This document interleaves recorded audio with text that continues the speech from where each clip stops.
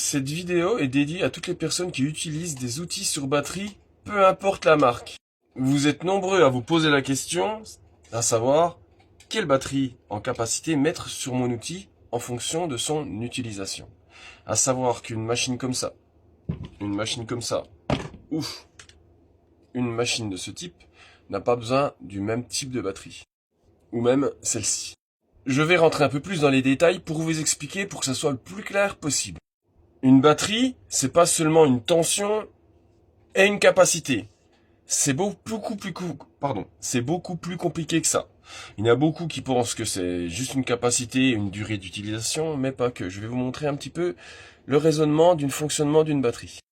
Une batterie, c'est quoi? Donc c'est une tension, 20 volts. Après, une capacité, 8 ampères heure. Ça, on est d'accord. Mais, dans tout ça, faut mettre aussi un taux de décharge. Une capacité à donner du courant. Là, par exemple, celle-là, elle est donnée à 100 ampères au niveau restitution courant. Vous prenez une 4 ampères heure. On est toujours en 20 volts. 4A ampères heure.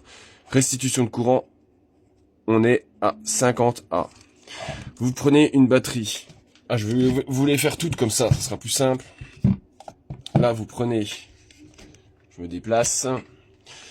Vous prenez les 4 ampères heure ancienne génération, donc vous êtes à 20 volts. 4A. Et on a à peine moins élevé, je crois que c'est dans l'ordre de, je crois que c'est entre 40 et 50. On a à peine moins bon au niveau de celle-là. Et celle-là, la dernière, la 2 ampères heure. Donc celle-là, donc on est toujours en 20 volts. 2 ampères heure. Et là, on doit tourner, à tout péter,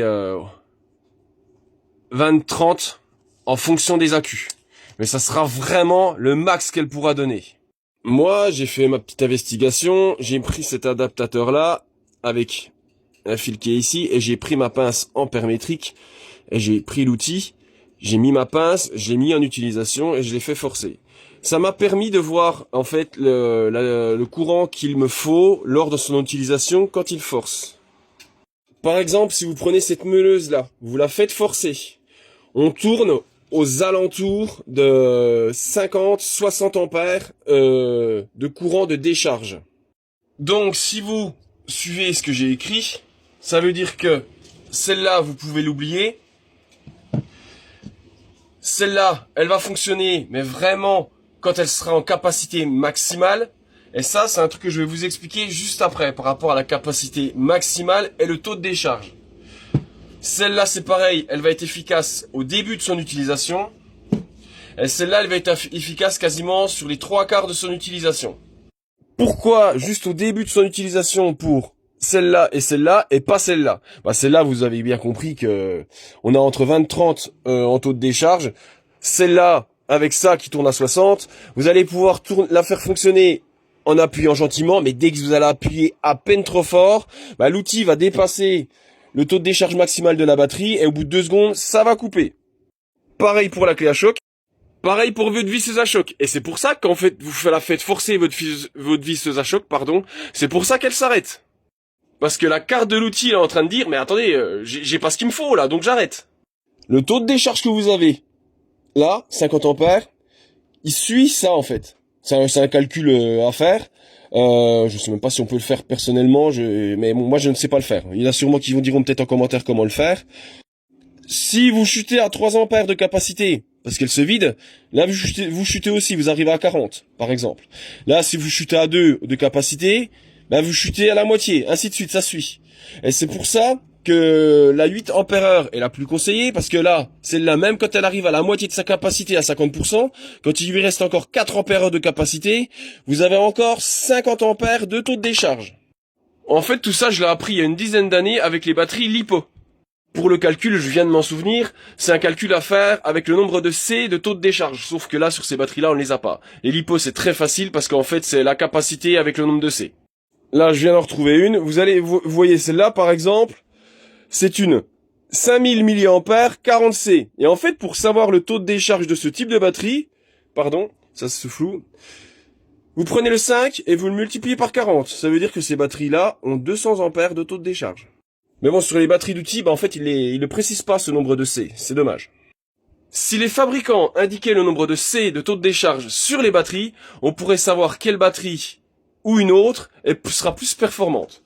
Par exemple, vous pouvez, si c'était du LiPo, cette batterie de 2 ampères de capacité pourrait être aussi performante qu'une 8. Je vous donne l'exemple de DeWalt avec leur batterie Blue Stark. Non, je sais plus exactement le nom. C'est du lithium en sac, on appelle ça en sac. Hein, c'est des trucs plats comme du LiPo, mais je crois que c'est du lithium quand même. Avec des taux de décharge énormes malgré une faible capacité. Donc c'est pour ça, si vous avez un outil gourmand, ça c'est pareil, c'est très gourmand. Il faut privilégier des batteries plus grosses parce que l'outil est gourmand, donc ils ont besoin d'un gros taux de décharge. C'est pas juste la capacité qui va faire que l'outil va mieux fonctionner, mais la capacité additionnée avec un taux de décharge élevé, c'est ça qui fera fonctionner votre outil plus longtemps avant qu'il s'éteigne et qu'il coupe. Parce que vous pouvez très bien avoir des batteries en 8 ampères de capacité et avoir des accus très mauvais dedans, en fait. Et du coup, que la tension chute et l'outil s'arrête. Et après, la tension remonte parce que le taux de décharge, il est pas assez élevé pour tenir une tension lissée. À savoir qu'un outil s'arrête quand la batterie arrive à 15 volts. Une fois que la batterie chute à 15 volts, en appel de courant, l'outil dit stop. Bon après, quand vous lâchez la gâchette, la tension de la batterie remonte, mais quand vous rappuyez et vous le faites forcer, la tension descend. Alors je vais vous faire un test réel, parce que c'est plus parlant. Donc là j'ai mis l'adaptateur, donc qui a un affichage de tension, et c'est comme ça que j'ai pu faire mes petites investigations, parce que c'est très intéressant. Donc là vous avez une batterie qui a 20 volts,2, on voit pas trop bien. Et quand je vais l'allumer, vous allez voir ce qui se passe. Elle chute à 18. Donc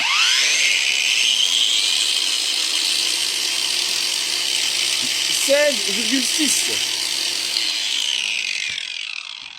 Donc, comme j'ai expliqué, rien que à vide, on est à 16,6. À savoir qu'à 15, l'outil coupe. Donc, vous allez à peine faire forcer, mais en fait, ça va s'arrêter. Pour être plus transparent, je vais vous montrer ce qui se passe avec une batterie en 8 ampères. Bon, elle est à peine moins chargée, hein.